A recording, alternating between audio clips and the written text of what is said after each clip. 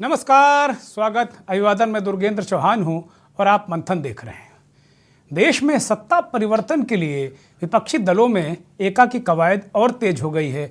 बिहार के मुख्यमंत्री और उप मुख्यमंत्री इस अभियान पर दिल्ली निकल पड़े हैं और पहुंच गए हैं। ये दोनों नेता आरजेडी के अध्यक्ष लालू प्रसाद यादव से मिले, फिर कांग्रेस के अध्यक्ष मल्लिकार्जुन खड़गे के घर में उनसे मिले और वहां पर कांग्रेस के पूर्व अध्यक्ष राहुल गांधी भी मौजूद थे। राहुल गांधी से भी इन दोनों नेताओं की मुलाकात हुई। शाम होते होते ये दोनों विपक्षी एकता के ध्वजवाहक मुख्यमंत्री दिल्ली अरविंद केजरीवाल के घर जा पहुंचे। ये मुलाकात काफ़ी देर तक चली और ये मुलाकात काफ़ी दिलचस्प रही, ऐसी खबरें आ रही हैं। दूसरी तरफ कर्नाटक और मध्य प्रदेश में भाजपा में बगावत की खबरें हैं। मंथन में सवाल यही कि क्या विपक्ष सत्ता परिवर्तन की लड़ाई को निर्णायक मोड़ पर ले जा पाएगा या वो निर्णायक मोड़ पर ले जाने में सक्षम है।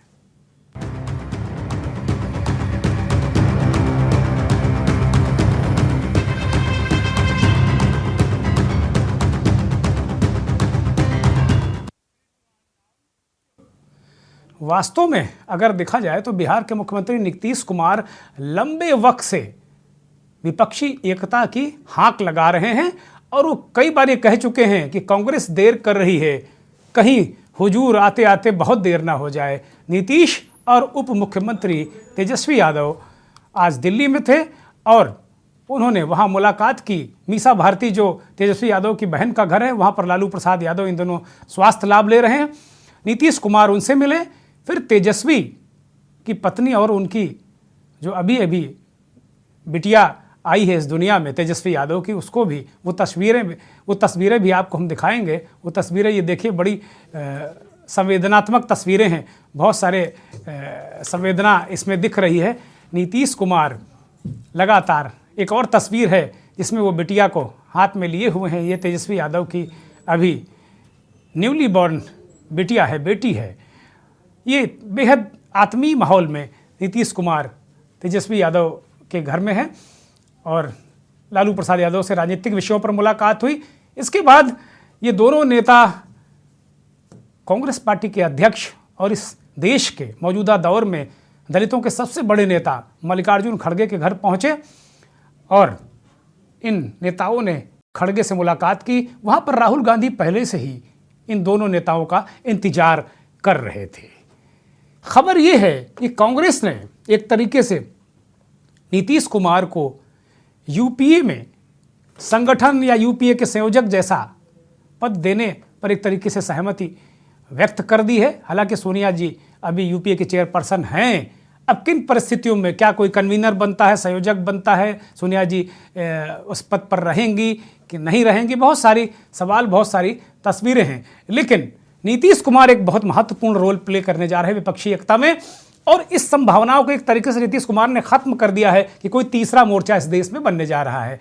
अब सीधे सीधे मोर्चेबंदी होगी और जब भी सीधी मोर्चेबंदी होती है, पूरे आप देखिए एक नेशनल मीडिया में एक परसेप्शन बनता है कि क्या विपक्ष इस लायक है, क्या विपक्ष खड़ा हो पाएगा, क्या विपक्ष मोदी का मुकाबला कर पाएगा। लेकिन इसके उलट भी एक तस्वीर है।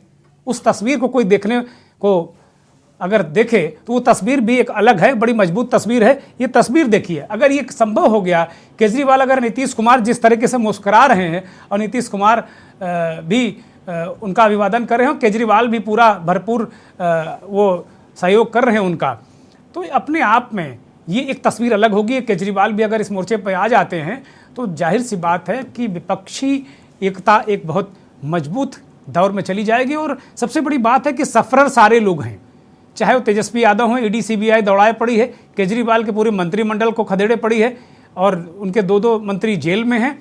तो और आज ही संजय सिंह ने कहा है कि जो लोग मनीष सिसोदिया के खिलाफ जो सबूत ईडी ने प्रस्तुत किए हैं, उन सबूतों को मार मार कर किसी के कान का पर्दा फाड़ दिया, किसी को दिव्यांग कर दिया, इस तरह के आरोप संजय सिंह ने आज प्रेस कॉन्फ्रेंस में लगाया है। जो आम आदमी पार्टी के एमपी हैं वो कह रहे हैं कि इस तरह ईडी काम कर रही है।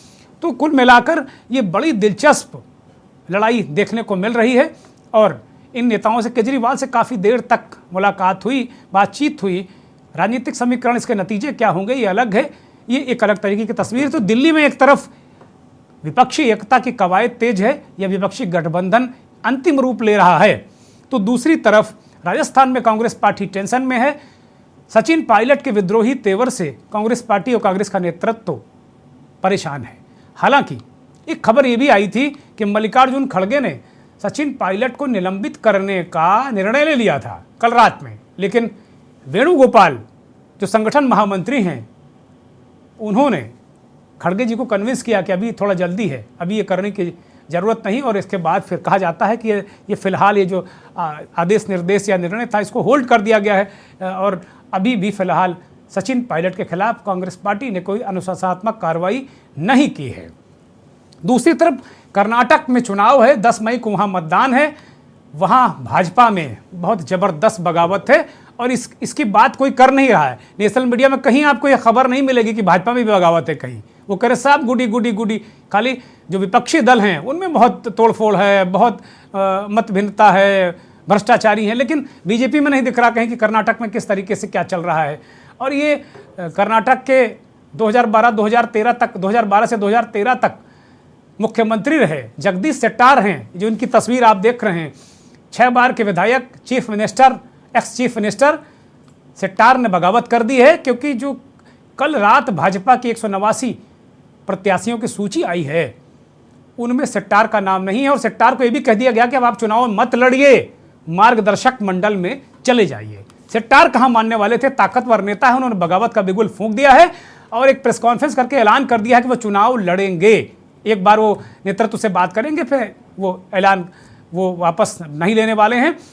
यौन उत्पीड़न के मामले में जो लोग नेता वहाँ भारतीय जनता पार्टी के विवादों में घिरे हैं उनके टिकट काट दिए गए हैं। भाजपा नेतृत्व ये कह रहा है, या भाजपा नेतृत्व के हवाले से उसके नेता कह रहे हैं कि नरेंद्र मोदी ने जो चुनाव समिति की बैठक है रविवार को ली थी और उन्होंने कहा था कि अगर हम पूर्ण बहुमत की बात करने जाते हैं, कर्नाटक में बहुमत की बात जनता के बीच में जाते हैं, तो विश्वास दिलाना होगा ऐसे चेहरों के जरिए कि वो आपका काम करेंगे। ट्रस्ट चेहरे, जो जिन पर ट्रस्ट किया जाए, वो ट्रस्टवर्दी चेहरे चाहिए। और मोदी के इस इशारे के बाद 12 विधायकों के टिकट कर्नाटक में कट गए, 52 नए चेहरे आ गए, कई लोगों को जबरिया रिटायर कर दिया गया। एक तरीके से ये कहा जाए कि वो रिटायर कर दिए गए। एक अपने करियर के बिल्कुल अंतिम पड़ाव में मौजूद कर्नाटक के वरिष्ठ नेता भाजपा के के.एस. ईश्वरप्पा और जगदीश शेट्टार दोनों को रास्ता छोड़ने के लिए कहा गया है। इसके बाद ईश्वरप्पा ने तो रिटायरमेंट का ऐलान कर दिया।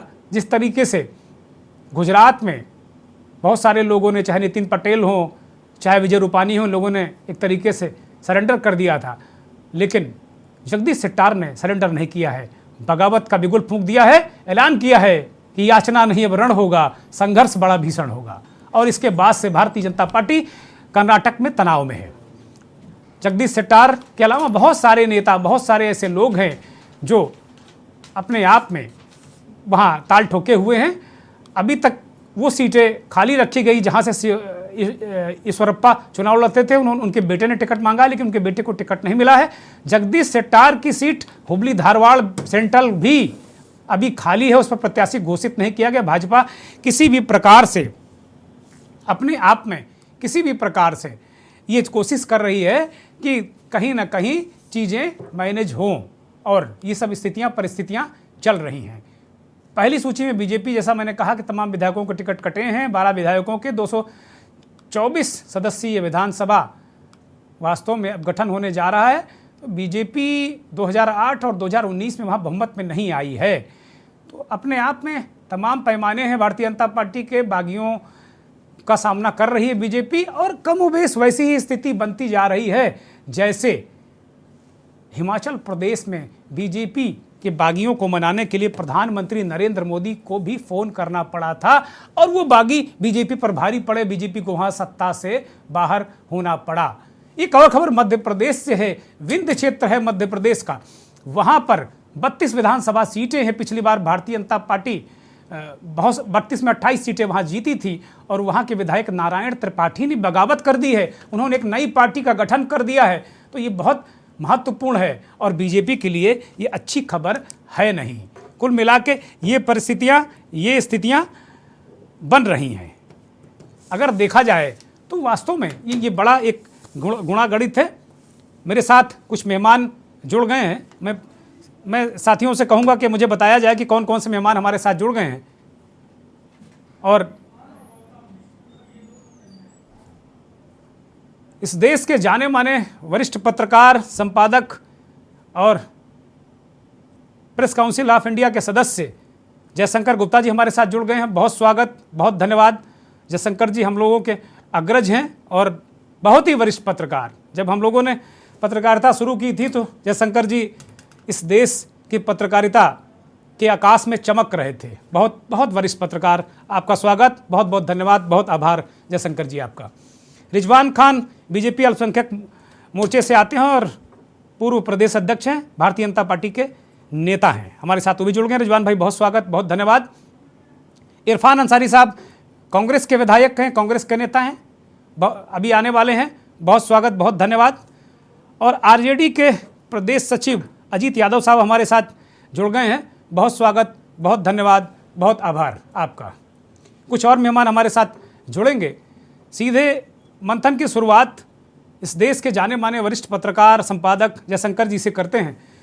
जयशंकर जी, कुल मिलाकर स्थितियां, परिस्थितियां बिहार से निकलकर दो झंडा बरदार या यूं कहे कि विपक्षी एकता का झंडा लेकर नीतीश कुमार और तेजस्वी यादव दिल्ली में पहुंच गए हैं। आज तमाम नेताओं से उन्होंने मुलाकात की, लालू यादव से मुलाकात की, शाम को केजरीवाल से मुलाकात की। एक परिदृश्य ये नज़र आ रहा है। और दूसरी तरफ कर्नाटक, मध्य प्रदेश में भाजपा के लिए बगावत की खबरें। आज मंथन में मैं यही सवाल उठा रहा हूं।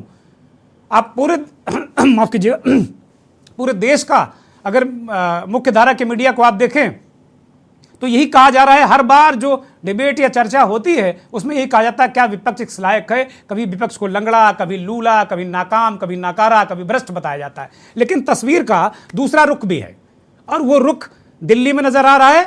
और एक जो दूसरा रुख है जिसे हम देखना नहीं चाहते वो कर्नाटक और मध्य प्रदेश में है। किस तरह इस देश की राजनीति को किस तरफ जाते देख रहे हैं आप?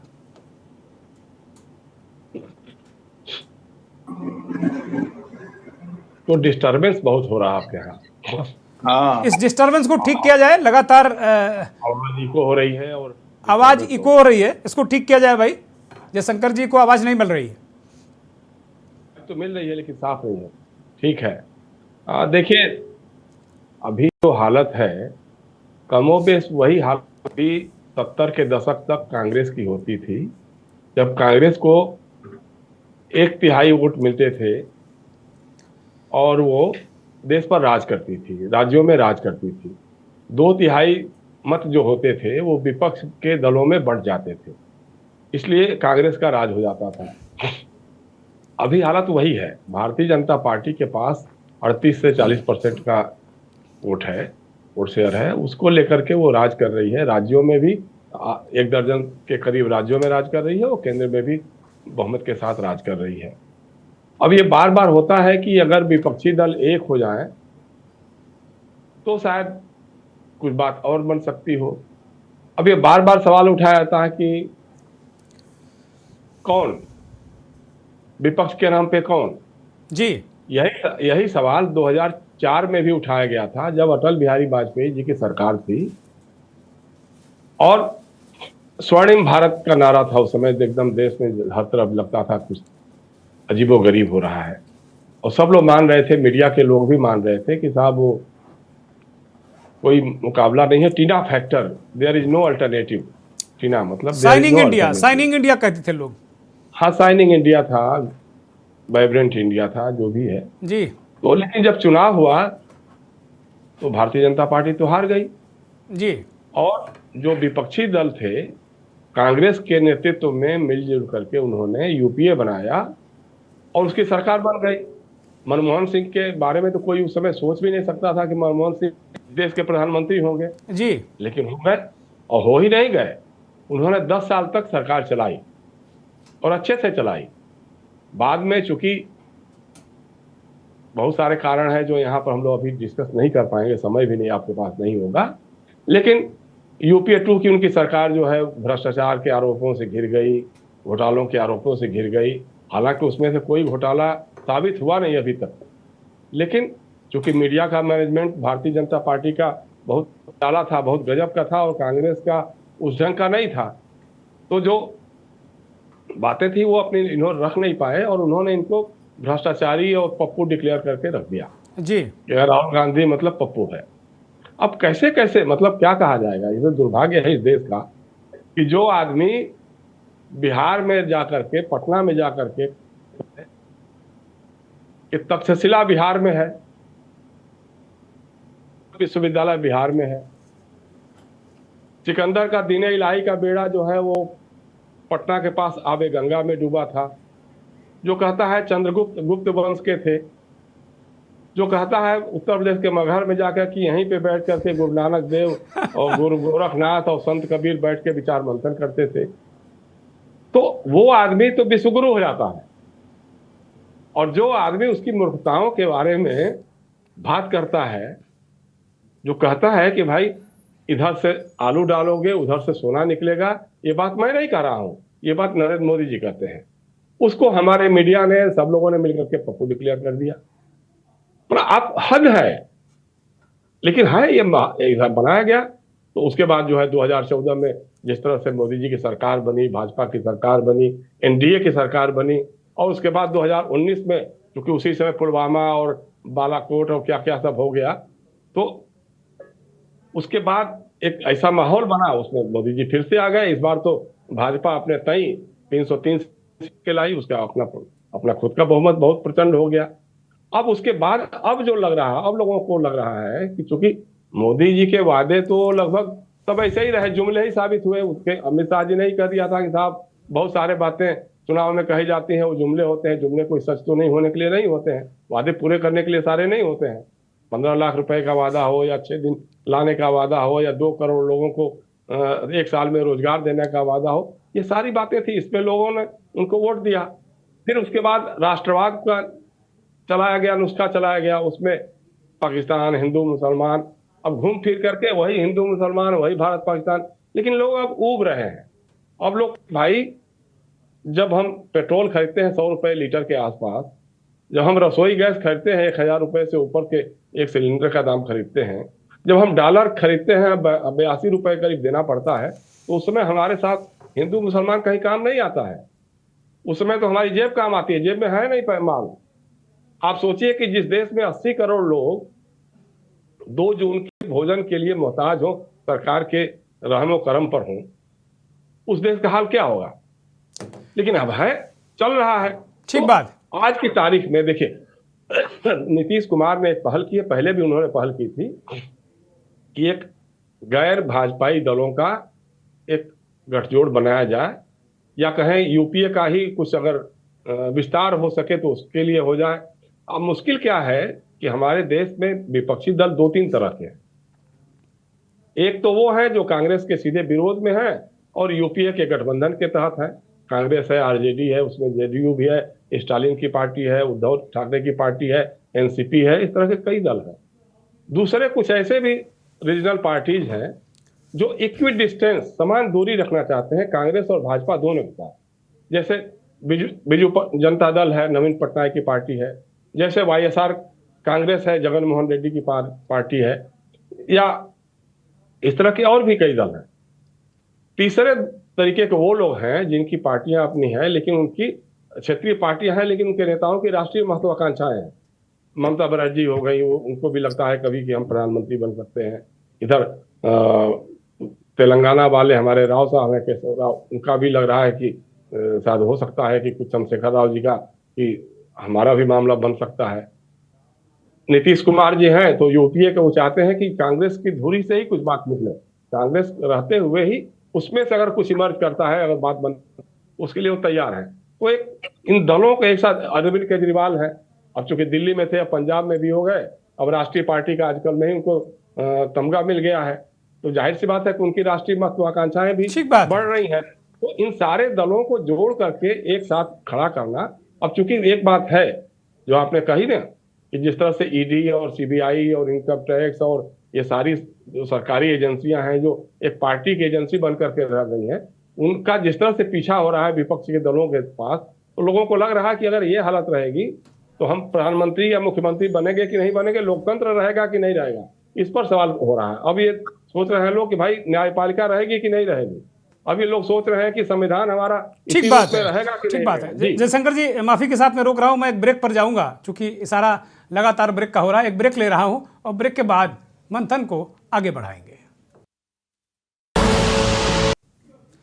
इस बीच मंथन में दो नए मेहमान जुड़ गए हैं। जेडीयू के नेता पूर्व विधायक गौतम सागर राणा जुड़ गए हैं, बहुत स्वागत, बहुत धन्यवाद।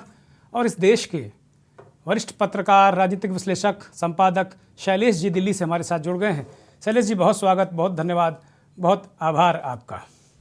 जयशंकर गुप्ता जी ने बहुत सारे सवाल उठाए, बहुत सारी चीज़ें उन्होंने बताई कि भाई किस तरीके से क्या गणित है, किसके पास क्या वोट है। और एक बड़ी महत्वपूर्ण बात जयशंकर जी ने कही कि भाई जो ईडी सीबीआई का मसला सारा कुछ है, तो ये भी विपक्षी एकता को और करीब ले जाने में कुछ ना कुछ सहायक हो रहा। यही बात नरेंद्र मोदी कहते हैं कि सारे भ्रष्टाचारी हैं, अगर उनके ऊपर कार्रवाई हो रही है तो इसीलिए वो एक जा रहे हैं। रिजवान खान, जरा ये देखिए, वहाँ कर्नाटक में आपके यहाँ बगावत, मध्य प्रदेश की स्थिति ये है कि विंध्य प्रदेश में भी एक विधायक ने बगावत कर दी, अलग पार्टी बना ली, वहाँ भी हल्ला मचा हुआ है। और इधर दिल्ली में तमाम विपक्षी दलों के नेता एक हो रहे हैं। किस तरह इस घटनाक्रम को आप देख रहे हैं? अनम्यूट करिए रिजवान खान।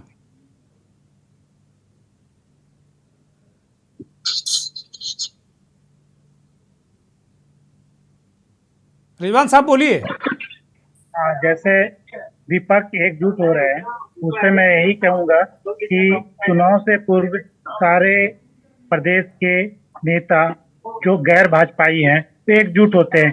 ये सिलसिला 2018, 2019 में ये शुरू हुआ था और अभी भी चुनाव से 1.5 वर्ष 2 वर्ष पूर्व ये एक्सरसाइज किया जा रहा है, जो कि नाकाम कोशिश है। क्योंकि जनता ने एक बार देख चुके हैं कि वो नरेंद्र मोदी एक सत्ता सही से चला रहे हैं और विकास के कसौटी पे खरा उतरे। लेकिन जनता को यहाँ के विपक्ष जो भी एकजुट होकर अपने मौके के परस्त ये गठबंधन बना रही है, गठबंधन नाकाम साबित होगा और चुनाव में ये फेल हो जाएगी। रहा मध्य प्रदेश और कर्नाटका की बात, तो मध्य प्रदेश और कर्नाटका में भारतीय जनता पार्टी बड़ी पार्टी है और इसमें ऐसे विचारधारा, ऐसे असंतुष्ट नेताओं और उनके डिमांड्स आते रहते हैं। चुनाव में ये निश्चित है कि कर्नाटका, अच्छा, कांग्रेस में हो तो वो बगावत है, वो बड़ी पार्टी नहीं है, उसमें लोकतंत्र नहीं है। आपके यहाँ लोकतंत्र है, बहुत बड़ी पार्टी है। गजब गजब है भाई रिजवान साहब, बहुत गजब है जी। तंत्र की बात, आज के देश में, आज के समय में जनता पूर्ण रूप से भारतीय जनता पार्टी पे विश्वास कर रही है, उसी का है। पूर्व में कांग्रेस की सरकार थी, कांग्रेस ने भी ऐसे कुछ किए थे, उनके प्रति भी देश की जनता की परसेंटेज, जैसे अभी उन्होंने बताया कि 40% लोगों की मत है और उनका समर्थन है भारतीय जनता पार्टी को, केंद्र में है। उनके खिलाफ विपक्ष दल एकजुट नहीं हो पा रहे हैं, जनता की सपोर्ट नहीं मिल पा रहा है। यही तो परसेप्शन आप लोग बनाने में कामयाब हो गए कि विपक्षी एकजुट नहीं हो पा रहे हैं, जबकि हकीकत इतनी है नहीं। मैं जेडीयू के नेता गौतम सागर राणा के पास जाऊंगा। गौतम जी, आपके नेता ने झंडा उठा लिया है कि अब विपक्षी एकता को करके रहेंगे, लेकिन बहुत सारी दिक्कतें हैं नीतीश कुमार के आगे। अनम्यूट करिए, दर्शक सुन नहीं पा रहे हैं आपको। हाँ, नहीं, अब सुन पा रहे हैं जी। नहीं, हमारे नेता ने जो बीड़ा उठाया है, मैं समझता हूं कि उसको वो पूरा करके छोड़ेंगे, क्योंकि वो अनुभवी आदमी है। वर्ष 1977 से पार्टियां टूटती रही हैं और जुटती रही हैं। हमारे पूर्व के वक्ता ने जो कहा, ये बात सही है। और भारतीय जनता पार्टी को भी यह मालूम है, जैसा श्री जयशंकर गुप्ता जी ने कहा, कि उनके पास जितना वोट का प्रतिशत है, विपक्षी दलों के पास वोट का प्रतिशत उससे ज्यादा है। तो यदि विपक्षी की व्यापक एकता भी नहीं हुई, एक एकता हो गई, उससे भी भारतीय जनता पार्टी को शिकस्त इस बार दिया जा सकता है निश्चित तौर से। क्योंकि अब भारतीय जनता पार्टी की जो रणनीति है, वो जनता के समझ में भी पूरी तरह से आ रही कि विपक्षी लोगों को उलझा करके रखो और अपना काम करते रहो। और बहुत सारे टीवी चैनल को इसमें लगा के रखो। ये तो और किसी को सारी सत्ता का चरित्र है राणा साहेब, सत्ता का चरित्र यही होता है। सत्ता किसी की भी हो, सत्ता का चरित्र लगभग कमोबेश इसी तरीके से होता है। एक ब्रेक के लिए जा रहा हूं, एक ब्रेक और लूंगा और फिर सत्ता के चरित्र पर भी बात होगी। ब्रेक से वापस आ गए और सीधे आरजेडी के नेता अजीत यादव के पास चलें। काफ़ी देर से इंतजार कर रहे हैं अजीत यादव जी।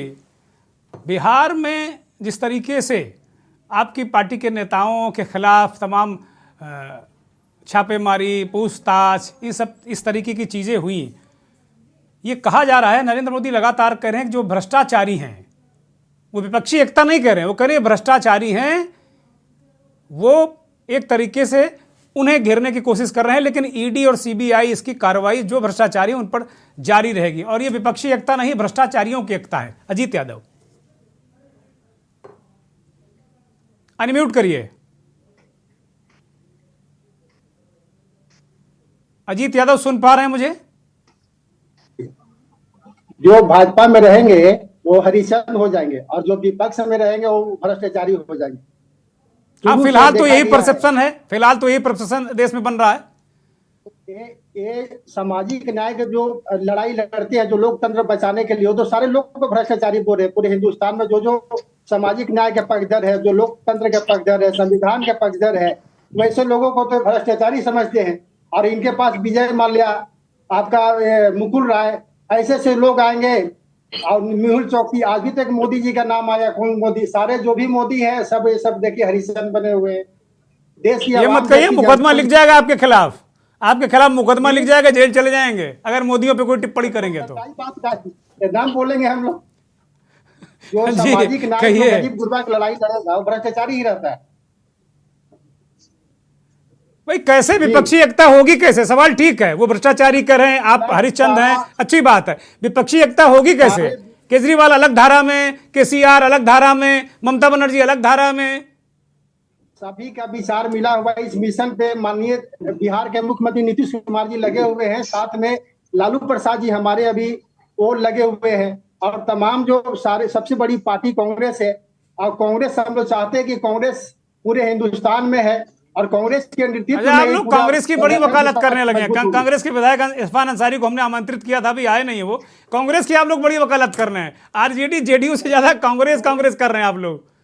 कांग्रेस बड़ी पार्टी है। शेल्टर चाहिए क्या आप लोगों को ईडी सीबीआई से, जो कांग्रेस की शरण में जा रहे हैं? कांग्रेस को विपक्ष छोड़ के तो कोई विकल्प नहीं बन सकती है। कांग्रेस रहेगी, उसके साथ में हम लोग साथ में हैं। जिसका जो दायरा है, जो सीमा है, हम लोग रहेंगे। और जिसकी लड़ाई हम लोग, नीतीश कुमार जी हो, चाहे आपका केजरीवाल साहब हो, तेजस्वी प्रसाद यादव जी हो, सब तो लगे हुए हैं। ठीक बात है, ठीक बात। मैं शैलेश जी के पास जाऊंगा। शैलेश जी, अजीत यादव की बात से एक बात निकल पड़ी। वो कह रहे हैं कि कांग्रेस के सिवा कोई रास्ता है नहीं, कोई तीसरा मोर्चा नहीं, कोई चौथा मोर्चा नहीं, एक ही मोर्चा है, वो कांग्रेस के बिना संभव नहीं है। शैलेश जी। धन्यवाद दुर्गेन जी। और सबसे पहले तो मैं आपको इसके लिए धन्यवाद देता हूं कि हमारे एक बहुत पुराने मित्र हैं गौतम सागर राणा जी, उनसे आपने आमने सामने मुलाकात करा दी। बहुत पुरानी मित्रता है हमारी, हालांकि हम संपर्क थोड़ा कम हो गया। पूरी इमरजेंसी जहां तक मुझे याद है हमने जेल में एक साथ काटी थी। क्या बात है, क्या बात है। और हमारे मित्र जयशंकर जी तो हैं ही। हाँ। तो ये जो विपक्ष की एकता की बात हो रही है ना, उसका आधार अभी तक तैयार नहीं हुआ है और ये आर्टिफिशियल एकता हो नहीं सकती। एकता होने की तरफ बढ़ रहे हैं, लेकिन आप उत्तर से दक्षिण तक देखिए, ममता बनर्जी कांग्रेस के साथ क्यों जाएंगी? कांग्रेस से निकल कर आई हैं वो, सीपीएम और कांग्रेस से लड़कर वो सत्ता में बनी हुई है, अब बीजेपी से लड़ रही हैं और अभी तक उनके सामने बीजेपी एक बड़ी चुनौती नहीं है। तो जाहिर सी बात है कि ममता बनर्जी को कांग्रेस और सीपीएम की जरूरत नहीं है। तो बंगाल में अगर एकता होगी तो सीपीएम और कांग्रेस की होगी, जिस तरह से कि त्रिपुरा में हुआ था। इसी तरह से आप अगर दूसरे राज्यों में आइए, बिहार में आइए, तो बिहार में जनता दल यूनाइटेड, आरजेडी, इनको कांग्रेस की जरूरत है। ये तीनों मिल करके एक सामाजिक समीकरण और वोट समीकरण को पूरा करते हैं, इसलिए ये साथ आ गए हैं। इसमें कोई मुश्किल नहीं है। उत्तर प्रदेश में कौन साथ आएगा? मायावती और अखिलेश यादव। उनकी उनकी भी कोई खास जरूरत नहीं है। वैसे अगर मायावती आ जाए कांग्रेस के साथ या अखिलेश आ जाए कांग्रेस के साथ तो बेहतर ही होगा, लेकिन ये लोग आएंगे नहीं। मध्य प्रदेश में जरूरत नहीं है, छत्तीसगढ़ में जरूरत नहीं है, कांग्रेस अपनी लड़ाई लड़ लेगी। राजस्थान में जरूरत नहीं है। वैसे भी अगर बड़ी एकता बने तो जो है वो ऐसी स्थिति आ सकती है कि बीएसपी और एसपी जो थोड़े थोड़े पॉकेट में मौजूद हैं वो कांग्रेस के साथ में मध्य प्रदेश, छत्तीसगढ़, राजस्थान वगैरह में भी जा सकते हैं। उधर आप दक्षिण चले जाइए तो वाईएसआर कांग्रेस, ये जो है ये तो कांग्रेस से अलग हटकर बने हैं ना, कांग्रेस से लड़के बने हैं जी। उसके बाद अगर आप आ जाइए तेलंगाना, ये भी कांग्रेस में थे, कांग्रेस से लड़कर बने हैं और कांग्रेस से इनकी लड़ाई इन दोनों राज्यों में जारी है। डीएमके को कोई दिक्कत नहीं है तो कांग्रेस से एकता हो गई है। तो ये जो एकता की बात है, देखिए एकता सिर्फ और सिर्फ अगर विपक्षी दलों में कोई करा सकता है तो मैं पहले से ये बात कह रहा हूं और आज फिर कह रहा हूं आपको कि सिर्फ सीबीआई और ईडी से मुझे उम्मीद है कि ये जो है ये विपक्षी दलों में एकता करा। बाकी कोई तरीका नहीं है, आप चाहे जो बोल लें, इनकी अपनी अपनी महत्वाकांक्षाएं हैं। अब आप देखिए कि पहले अरविंद केजरीवाल और आम आदमी पार्टी के लोग जो हैं एक दूसरे को देखना नहीं चाहते थे, बात नहीं करना चाहते थे, बोलना नहीं चाहते थे। अब देखिए कि उनकी एकता जो है वो तेलंगाना के मुख्यमंत्री से हो गई है। बाकी लोगों के बारे में राहुल गांधी की सदस्यता गई, उस पर भी वो बोलने लगे हैं। तो मुझे ये जो क्षेत्रीय नेता हैं इनसे कोई उम्मीद नहीं है, मुझे सिर्फ सीबीआई से और ईडी से और इस तरह के जो संगठन है आज उनसे संजय उम्मीद सिंह ने है। प्रेस कॉन्फ्रेंस की है शैलेश जी, इसी नीतीश कुमार के दिल्ली के दौरे के दौरान प्रेस कॉन्फ्रेंस की। उन्होंने कहा कि किस तरह मार मार के कूट कूट के ईडी मनीष सिसोदिया के खिलाफ लिखवा कर ले रही कि भैया कहो ये भ्रष्टाचारी है, कहो ये भ्रष्टाचारी है। जी तो जाहिर यही तो मैं कह रहा हूं कि वही करा सकते हैं और उसी तरफ जाएगा। जैसे 1977 में जो एकता हुई थी वो इमरजेंसी ने कराई थी जी। उसके पहले की जो एकता क्षेत्रीय लेवल पर कहीं कहीं राज्यों में लोहिया जी की बहुत कोशिश के बाद हुई थी, लेकिन वो जो व्यापक एकता बनी वो डंडे के जोर पर बनी थी। हालांकि वो नहीं चल पाई, दुर्भाग्यपूर्ण है, बहुत बुरा हुआ, उसने भारतीय राजनीति का बड़ा नुकसान किया। खैर, लेकिन वो बनी थी। तो अब भी जो है ये नहीं मिलेंगे, इनकी अपनी महत्वाकांक्षा की ही बात नहीं है। इनमें से कोई एक आध वैसे ही प्रधानमंत्री बन जा सकता है जो देवे गौड़ा की तरह बन जाए, लेकिन आप देखिए कि इनमें से कौन सा क्षेत्रीय नेता है जो अपने राज्य से बाहर निकलकर दूसरे राज्य में पार्टी को फैलाने की कोशिश करता है? कौन है? एक भी नहीं है। सिर्फ अरविंद केजरीवाल लड़ रहे हैं। अरविंद केजरीवाल पूरे देश में जाने की बात कर रहे हैं, कोशिश कर रहे हैं। बिहार, दिल्ली के बाद पंजाब उनको मिल गया, गुजरात में अच्छी लड़ाई लड़ी, हिमाचल चूक गए, तो अभी भी जो है वो राजस्थान, मध्य प्रदेश में तैयारी कर रहे हैं। तो कोई नहीं लड़ रहा है, किसी को अपने राज्य के बाहर कोई चिंता ही नहीं है। बस सिर्फ वो चाहते हैं कि जैसे देवे गौड़ा को बुला करके बना दिया गया था तो उसी तरह से खिचड़ी में कभी ना कभी ये बन जाएंगे। कौन आता है राष्ट्रीय राजनीति में? राष्ट्रीय राजनीति में आने के लिए मैं बहुत स्नेह करता हूं नीतीश जी से, बहुत सम्मान भी करता हूं, लेकिन वो बिहार से बाहर अब कितने, इस साल में मुझे लगता है कि पहली बार वो दिल्ली आए हैं। पता नहीं, वो आप पटना में बैठे रहोगे, बिहार की राजनीति करते रहोगे और राष्ट्रीय नेता बनना चाहते हैं? निकलो बाहर, सौंप दो बिहार किसी को और तब आप वही दिक्कत है, वही दिक्कत है। आप क्या बात कर रहे हैं शैलेश जी? दिलों में धड़कन पड़ जाएगी नीतीश कुमार की अगर आप करें सौंप दो। गौतम सागर राणा साहब, बहुत, शैलेश जी बहुत पुराने साथी हैं आपके और बहुत खरी खरी बातें वो कह रहे हैं। कहाँ उनका कैंडिडेचर है, नेशनल कैंडिडेचर? जी मैं सुन रहा हूँ। जयप्रकाश, ये गुप्ता जी भी बैठे हैं, शैलेश जी भी, हम सभी लोग पुराने मित्र हैं। लेकिन ये जो विश्लेषण चल रहा है राज्यवार और राजनीति की बात चल रही है, इससे परे भी एक बात है कि आम जनता के बीच में आप जाएंगे तो आम जनता की इच्छा का भी बहुत बड़ा असर पड़ता है विपक्षी एकता में। 77 में आम जनता की इच्छा थी कि कांग्रेस जाए और विपक्ष की एकता हो। इसी तरह से अभी मोदी जी चाहे चैनल से अपनी जितनी भी बात फैलाएं, आम जनता में ये चर्चा चल रही है, जैसा शैलेश जी ने कहा कि ईडी और सीबीआई एक हथियार बन गया है, ये एक सामान्य बात जनता के बीच में भी है। तो इसलिए अब जनता की भी इच्छा हो रही है कि मोदी जी हटें। तो ऐसी स्थिति में कुछ न कुछ इसका असर पड़ेगा निश्चित तौर से कि विपक्ष की एकता होगी। और जहां तक बिहार का प्रश्न है, बिहार के नेता देश की राजनीति को समझते हैं और कुछ ऐसा फॉर्मूला भी निकलेगा कि इस बार की विपक्ष की एकता, चूंकि संविधान पर संकट है, अन्य चीजों पर संकट है, संस्थाओं पर संकट हो गया है, इसलिए राजनीतिज्ञों के अलावा अन्य जो शक्ति है इस देश के अंदर, अन्य शक्तियां हैं, वो भी इसमें कारक बनेगी कि विपक्ष की एकता हो। और मोदीवाद या जो राष्ट्रवाद, जिसमें गंभीर खतरा है आगे आने वाले दिनों में, मानसिक विभाजन तो हो गया, अब भौतिक विभाजन भी यदि हो जाए तो यह बहुत बुरी बात होगी इस देश के लिए। इसलिए भी विपक्ष की एकता एक बड़ी बात हो गई है आज के समय में।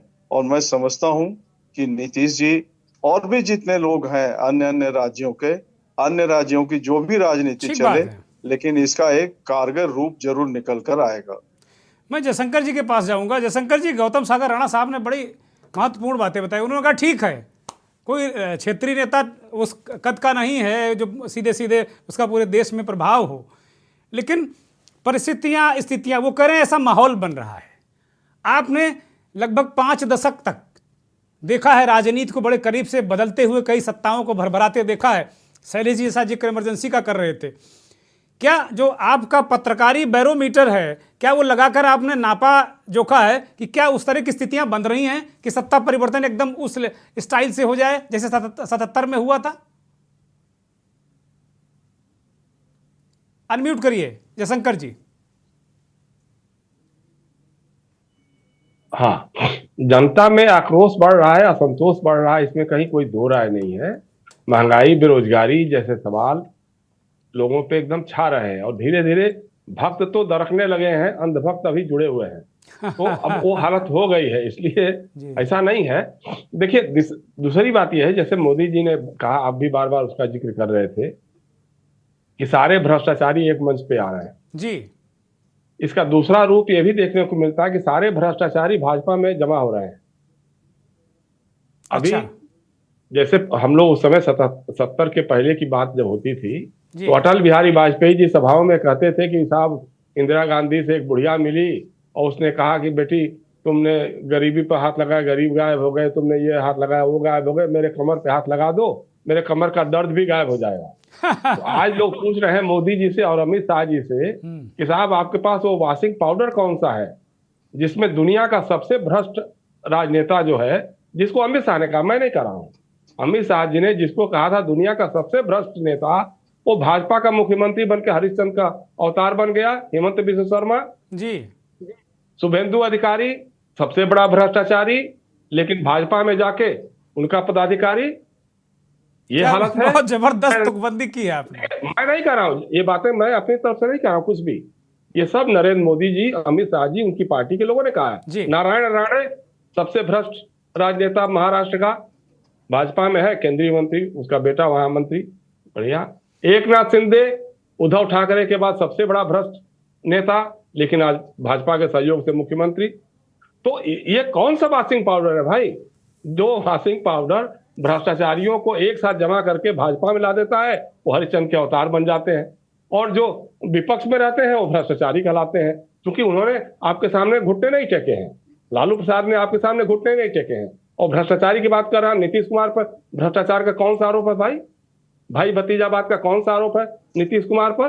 और नीतीश कुमार मुख्यमंत्री रहे हैं बिहार के, केंद्र में मंत्री भी रहे हैं और सफल मंत्री रहे हैं, और देश भर में उनकी एक पहचान है।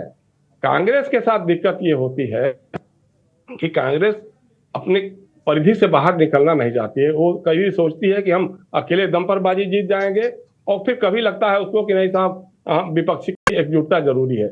आप सोचिए, यूपीए का आज तक जो है कोई मैकेनिज्म नहीं बना है। सोनिया गांधी चेयरपर्सन है, लेकिन उसका कोई संयोजक है कि नहीं है, उसकी कोई संयोजन समिति है कि नहीं है, स्टीयरिंग कमेटी है कि नहीं है, कभी उसकी कोई बैठक होती है कि नहीं होती है। अब कांग्रेस अगर आज उस हालत में नहीं है कि जो चीज तय कर ले कि हाँ जी मैंने कर लिया इस फैसला, आप फॉलो में, तो आज आपको फॉलो नहीं करेगा कोई, क्योंकि आज आप 50 सांसदों की पार्टी है। अब वो हालत नहीं है। अब वो मिलजुल करके ही, और देखिए एक बात गांठ बांध लीजिएगा, विपक्ष की जो भी एकता होगी जी, वो सामाजिक न्याय और धर्मनिरपेक्षता की धुरी पर ही बनेगी, और उसी का कोई चेहरा होगा, वही आज की भाजपा को और आज के प्रधानमंत्री नरेंद्र मोदी को और चुनौती दे सकता है। शैलेश जी वाली बात से कहां तक सहमत हैं आप? शैलेश जी करें कोई रास्ता ही नहीं ईडी सीबीआई के अलावा, ऐसे ही ये इसका उपयोग करते रहे वो हैं ठीक है। तो सब साथ आ जाएंगे। नहीं नहीं, वो तो अच्छी बात है, ईडी सीबीआई और वो लोग तो करते ही रहते हैं, उसमें कहीं कोई दो राय नहीं है। लेकिन ईडी सीबीआई ही देश अगर चलाता तो फिर तो इंदिरा गांधी कभी हारती ही नहीं। इमरजेंसी में था ना भाई, सब कुछ बड़ी बढ़िया चल रहा था, लेकिन इंदिरा गांधी हार गई। इमरजेंसी में मैं भी जेल में था, हम तीनों ही जेल में थे, हम उत्तर प्रदेश की जेल में थे, ये लोग उसमें के बिहार के जेलों में थे। तो ऐसा नहीं है। देखिए ईडी और सीबीआई तो अपना काम करेगा ही करेगा, इनकम टैक्स अपना काम करेगा ही करेगा, क्योंकि जैसा मैंने कहा ना कि वो सरकार की एजेंसी नहीं, अब वो एक पार्टी की एजेंसी बन के रह गई है, तो उसके हिसाब से ही सारा काम हो रहा है। लेकिन यह है कि जनता अगर बगावत पे उमड़ आती है, जनता का असंतोष अगर सड़क पे आ जाता है, तो फिर कोई ताकत रोक नहीं पाती है। तब ईडी सीबीआई और इनकम टैक्स इसका कोई बहुत क्या मायने जयशंकर नहीं जी, क्या लगाता। इस तरीके के कुछ संकेत, कुछ संदेश, क्योंकि आप लोग तो वर्षों से, जैसा कि आप तीनों बता रहे हैं कि आप लोग ने जेल यात्राएं भी की, जेल में भी बहुत समय काटा, वो संघर्ष, वो यातनाएं भी देखी, उस दौर को भी देखा, तो जाहिर सी बात है कि आप लोग तो पके तपे हुए लोग हैं। और क्या ऐसा माहौल, क्या जनता के बीच आप लोग अभी भी जाते हैं, क्या ऐसा कुछ दिखने लगा है क्या अभी से? उस समय जो था घोषित आपातकाल था, अभी जो है आफत काल है। अभी घोषित आपातकाल नहीं है, लेकिन आफत काल है, अघोषित आपातकाल है, उसमें जी रहे हैं हम लोग। आप सोचिए, जरा सी कोई बात कर दे, उत्तर प्रदेश में एक पत्रकार ने एक मंत्री महोदया से पूछ दिया कि साहब ये क्या काम क्यों नहीं हुआ, उसको तुरंत गिरफ्तार करके जेल में भेज दिया। ऐसे तमाम रोज रोज ऐसी घटनाएं हो रही हैं कि कभी किसी ने कुछ आवाज खोली। भाई आप देखिए, विपक्ष के उन्हीं नेताओं के घरों पे सीबीआई, इनकम टैक्स या ईडी का धावा बोला जा रहा है, जो सरकार के खिलाफ खुल करके बोलते हैं। ठीक अब बात। जिस तरह से राहुल गांधी की सदस्यता ली गई है, वो तो आने वाले दिनों का संकेत है कि आप कुछ भी करिएगा, आपको किसी न किसी बहाने कोई कहीं से मुकदमा करवा देंगे, आपकी 2 साल की सजा करवा देंगे, हो जाएगी खत्म। समाजवादी पार्टी के नेता राम गोपाल यादव ने भी हाल में ही बयान दिया कि अगर इसी तरीके से कार्रवाई चलती रही, विपक्षी नेताओं पर सीबीआई और ईडी लगातार, वो उनका कहना कि दुरुपयोग करती रही सरकार, तो वो बड़ी बात नहीं होगी कि 2024 में सारा विपक्ष जेल में होगा और ज़्यादातर नेता, बल्कि उन्होंने यहाँ तक कहते कि सारे विपक्षी नेता जेल से ही चुनाव लड़ रहे होंगे। एक और ब्रेक ले रहे हैं, ब्रेक के बाद मंथन जारी रहेगा। ब्रेक के बाद एक बार फिर आपका स्वागत है। वरिष्ठ पत्रकार जयशंकर गुप्ता जी ने बहुत सारी चीज़ें सामने रखी और ये बताया कि भाई जो परिस्थितियाँ, स्थितियाँ होती हैं, बहुत सारा जनता, राजनीतिक दल, एकता, ये सारी चीज़ें होती हैं, लेकिन जयशंकर गुप्ता जी ने 2 महत्वपूर्ण बातें बताई। उन्होंने कहा, एक तो जो ये सामाजिक न्याय का मसला है, इस पर विपक्षी एकता मजबूत होगी, और एक जो सेकुलरिज्म है, 2 ये बड़े तत्व हैं लोकतंत्र के, 2 ये बड़े अवयव हैं लोकतंत्र के। मैं सीधे शैलेश जी के पास जाऊंगा। शैलेश जी, आपने जो ईडी और सीबीआई वाला फार्मूला बताया बीजेपी वालों को कि इसका इस्तेमाल करते रहो, फ़ायदे में रहोगे, अब पता नहीं आपने किसको फ़ायदा किसको नुकसान बताया तो आप ही जाने, लेकिन फार्मूला बड़ा दिलचस्प है आपका। जयशंकर जी ने कहा कि 2 फार्मूले पर एकता होने जा रही है और मजबूत रहेगी, सामाजिक न्याय और आपका सेकुलरिज्म। ये 2 मुद्दे हैं जिसको बहुत महत्वपूर्ण तरीके से विपक्ष रख सकता है, और इसमें एक अच्छा खासा मोर्चा तैयार करके एक टक्करी लड़ाई हो सकती है। देखिए, ये जो है मुद्दा सामाजिक न्याय, ये महत्वपूर्ण है, लेकिन ये सामाजिक न्याय जैसे भारी भरकम शब्द में आप गांव के अनपढ़ गरीब तक नहीं जा सकते। उसको जाति गणना समझ में आती है, और लोगों को हिम्मत करके बोलना चाहिए कि जाति गणना सिर्फ इसलिए नहीं चाहते हैं कि कितने लोग किस जाति के हैं, बल्कि जाति गणना इसलिए चाहते हैं कि जिस जाति के जितने लोग हैं उतना आरक्षण दे दो, उतना हमारा जो अधिकार है वो हमको दे दो। जब ये कहोगे तो ये एक आधार बन सकता है उत्तर प्रदेश में, बिहार में, सभी जगह। लेकिन आप ये दबे छुपे जो बोलते हो, मोदी कम चालाक है? वो पसमानदा मुसलमानों को लेकर के जो काम शुरू किया है उन लोगों ने, विधानसभा में एक सीट नहीं दिया उत्तर प्रदेश में, अब शायद 4 विधान परिषद में हाँ, हो गए। 3 तो हाल में, उन्होंने- पहले पहले एक नेता को पहले बुक्कल नवाब को पहले ही बनाया था, और 3 तो बिल्कुल, अभी और- अलीगढ़ मुस्लिम विश्वविद्यालय के कुलपति को भी इस्तीफा दिलवा के वो भी आ गए, एमएलसी हो गए हैं। तो ये 4 जो पसमानदा मुसलमान हैं, मतलब पसमानदा से मतलब एक गरीब मुसलमान, उनको लेके आए हैं, वो भी एक मैसेज देने की कोशिश कर रहे हैं। आप इसको इग्नोर नहीं कर सकते अपनी रणनीति बनाते समय। लेकिन मेरा कहना यह है कि कोई एक खड़ा तो हो जिसके इर्द गिर्द एकता बने। 77 में जयप्रकाश नारायण खड़े हो गए थे, उसके अलावा बहुत सारे ऐसे लोग थे जिन पर सीबीआई या ईडी जो भी है वो सब लोग कुछ नहीं कर सकते थे। अरे कर्पूरी ठाकुर के घर में छापा मारकर, रामानंद तिवारी के घर में छापा मार करके क्या निकाल लेते आप? मारते रहो। वो तो एक पैर रेल में एक पैर जेल में के नारे के साथ चलते थे।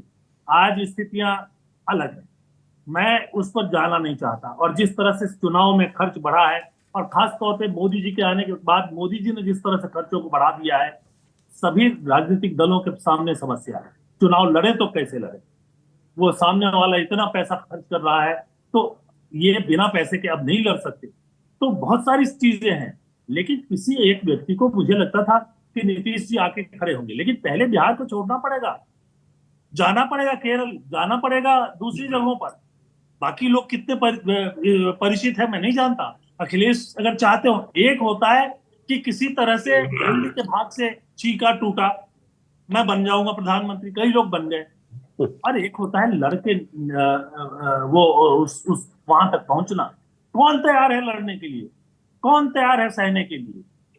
मैं माफी चाहूंगा कि मैं फिर से अरविंद का नाम ले रहा हूं, अरविंद के अलावा कोई नहीं दिख रहा है। जाएंगे कहीं नहीं, विपक्षी एकता हो जाए, बात कहीं नहीं करेंगे तो उतना ही होगा जितना हो सकता है। अगर नीतीश जी और वहां के उप मुख्यमंत्री आके कांग्रेस नेताओं से मिलेंगे तो बिहार भर में हो जाएगी एक, उत्तर प्रदेश में उसका कोई मतलब नहीं। इसलिए जो रणनीति बनाने की जरूरत है, एक व्यक्ति को खड़ा होने की जरूरत है। आप बहुत सारे विपक्षी नेताओं से हमारी भी बात होती रहती है, वो राहुल को एक महत्वपूर्ण नेता नहीं मानते कि उनके इर्द गिर्द जो है एकता बन सकती है। तो आप आओ ना बाहर, कोई नहीं आ। आप कह रहे हो कि बेरोजगारी बड़ी समस्या है, तो लोग सड़क पे क्यों नहीं है? आप कह रहे हो कि गरीबी महंगाई बहुत बड़ी समस्या है, तो लोग सड़क पे क्यों नहीं है? नहीं है। इसका मतलब कहीं ना कहीं एक कुशन जो है वो मिला हुआ है, उसको समझना पड़ेगा। इसको समझना पड़ेगा कि आज लोगों के मन में अगर चिंगारी है, और मैं मानता हूं कि है, तो वो किस चीज को लेकर है, और उसके इर्द गिर्द बैठ करके आप बहुत सी चीजों को बना सकते हैं। दलित की बात करना, पिछड़ों की बात करना, छुआछूत को खत्म करने की बात करना, ये तो बहुत सारे लोग जो बीजेपी में हैं, जो घनघोर ब्राह्मणवादी हैं, वो जाके अपना खाना लेके एक दलित के घर पहुंचते हैं और वो पैक खाना खोल के खा लेते हैं और कहते हैं हमने दलित के घर पर खाना खा लिया। उससे कुछ नहीं होने वाला। आपको उस पीड़ा को, उस दर्द को समझना होगा और उसको देखना पड़ेगा, उसकी दृष्टि होनी चाहिए। ये दृष्टि दिखाई नहीं देती जी। और जब तक कोई केंद्रीय नेतृत्व नहीं होगा तब तक एक राष्ट्रव्यापी एकता, वही सीबीआई ईडी के बाहर से हो जाए तो हो जाए, वरना नहीं हो जाए। ठीक है, अब बहुत शीघ्रता से 20-20 सेकंड में मैं दोनों पॉलिटिकल पार्टी के लोगों से बात करूंगा। गौतम सागर राणा साहब, शैलेश जी फिर आ गए कि भाई वो सीबीआई और ईडी के अलावा कोई एकता का कोई चारा है नहीं, और वो बार बार इस बात को कह रहे हैं। बहुत सारे ज्वलंत मुद्दे उठाए हैं। नीतीश कुमार बहुत त्यागी नेता हैं, इसमें कहीं कोई संदेह नहीं। दे दें तेजस्वी यादव को, बनाए मुख्यमंत्री, सर पे साफा बांधे और निकल पड़े पूरे देश में। क्यों नहीं निकल रहे हैं वो? अनम्यूट करिए राणा साहब। विपक्षी एकता की चाहे जो भी विसंगतियां हों जी, लेकिन क्रांति और विद्रोह की पदचाप बहुत धीमी होती है, और जो मुझको सुनाई दे रही है मोदी जी के विरुद्ध इस देश में, इसलिए वो एक भी बड़ा कारक होगा कि मोदी के विरुद्ध सरकार बनेगी, चाहे जैसे भी बने। ये मेरा कहना है। अजीत यादव ठीक है, लालू जी पूरे देश में दौड़ते थे, तमाम लोगों से मिलते थे, और उनका एक अलग तरीके का मामला था। लालू यादव से बहुत सारे नेताओं के बहुत आत्मीय संबंध थे, और बड़े लड़ाका आदमी हैं, आज तक लड़ रहे हैं वो, इसमें कहीं कोई संदेह नहीं। बहुत सारे लोग लालू यादव को कुछ भी कहें, लेकिन मैं मानता हूं कि इस देश में मुलायम सिंह यादव, लालू यादव जैसे लोग, शैलेश जी ने कहा सामाजिक न्याय, तो उस दौर में सामाजिक न्याय की लड़ाई मंचों पर लड़ते थे, लेकिन गांवों में जो बात शैलेश जी कह रहे हैं ना, वही गांवों में जाके वो आरक्षण की बात करते थे। वो कहते थे जिसकी जितनी भागीदारी उसकी उतनी सत्ता में हिस्सेदारी, ये बातें वो कहते थे। क्या वो बात तेजस्वी यादव में है क्या? अजीत यादव, जल्दी से 20 सेकेंड में, समय नहीं है, फिर मैं फाइनल कमेंट के लिए जयशंकर जी के पास जाऊंगा। अनम्यूट करिए कृपया। और अजीत जी की तस्वीर पूरी नहीं दिख रही, इसे दिखाया जाए, हमारे साथी इस पर ध्यान दें। जी। परिस्थिति आज भी लालू प्रसाद यादव का जो इतिहास रहा है, वो हमेशा गरीब गुरबा, सामाजिक न्याय और सोशल जस्टिस का रहा है। लालू प्रसाद जी हमेशा पहल कल भी करते थे, आज भी पहल कर रहे हैं, और जब तक जिंदा रहेंगे तब तक वो देश के लिए, गरीब गुरबा के लिए लड़ाई लड़ते रहेंगे। लालू प्रसाद जी कहते हैं कि ऐसे सरकार, जो सरकार देश विरोधी काम कर रही है, वो सरकार जिसको नफरत पूरा फैला के हिंदुस्तान में सत्ता धारण के नाम पर बहुत तरह की जो बात को लेकर के चाहती है कि गंगा जमुना तहजीब को खत्म कर रही है जो सरकार, ऐसे सरकार। सारी बातों से सहमत। मैं फाइनल कमेंट के लिए जयशंकर जी के पास जाऊंगा। जयशंकर जी, कुल मिलाकर आपको लग रहा है क्या कि मोदी जैसे महामानव, राजनीति के महामानव, इस तरह के शब्दों से उन्हें नवाजा जाता है, राजनीति के महामानव, क्या उनके मुकाबले विपक्ष खड़ा हो पाएगा, लड़ पाएगा? क्या देख रहे हैं? फाइनल कमेंट जयशंकर जी। हाँ, बिल्कुल खड़ा हो पाएगा, इसमें ऐसी कोई बात ही नहीं है, बिल्कुल खड़ा हो पाएगा। नीतीश कुमार हमको लगता है कि विपक्ष का चेहरा बन सकते हैं, लेकिन वो देखिए, वो शैलेश कह रहे हैं, अच्छी बात है, वो देश भर में उनको निकलना चाहिए। जनता दल यू का कोई जनाधार या विस्तार पूरे देश भर में नहीं है, बिहार के बाहर 2-3 राज्यों में रहा है, वो भी धीरे धीरे सिमट रहा है। उसके लिए जरूरी है कि यूपीए का मंच मिले या कांग्रेस की धुरी मिले। कांग्रेस और इसको अलग करके नीतीश कुमार या कोई भी विपक्ष का नेता जो है, वो बात नहीं बन सकती है।